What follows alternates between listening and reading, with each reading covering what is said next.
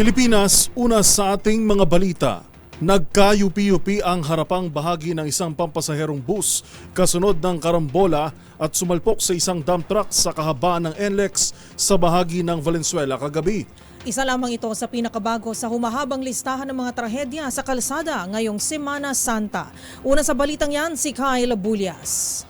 Nayupi ang unahang bahagi ng bus na ito matapos itong mabunggo ang isang dump truck habang binabaybay ang kahabaan ng North Luzon Expressway kagabi. Ayon kay Robin Ignacio, Assistant Vice President for Traffic Operations ng NLEX Corporation, nangyari ang aksidente sa bahagi ng Torres Bogallion Bridge sa Valenzuela.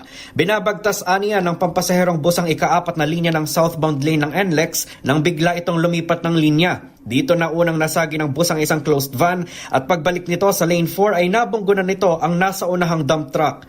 Sa kabutihang palad ay wala namang napuruhan sa aksidente pero dalawang pasahero aniyang kinailangang isugod sa ospital. Batay sa initial na investigasyon, wala namang mechanical problem ang naturang bus at sadya lamang mabilis ang takbo nito. Sa initial investigation, wala naman pong problema dun sa bus. Even yung brake niya sa pagkaka-report, wala namang problema. Ito lang talagang driver, yun nga po, biglang nagpalipat-lipat po ng lane at hindi siya nag-maintain ng safe braking distance.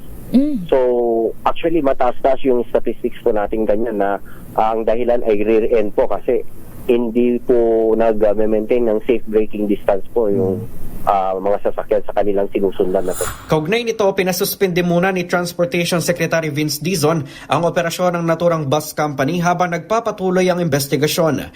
Samantala, nagpaalala naman si Ignacio sa mga bumabiyahe at babiyahe pa lamang ngayong Semana Santa na tiyaking nasa kondisyon ng mga gagamiting sasakyan at laging sumunod sa traffic regulations upang maiwasan ang anumang uri ng aksidente.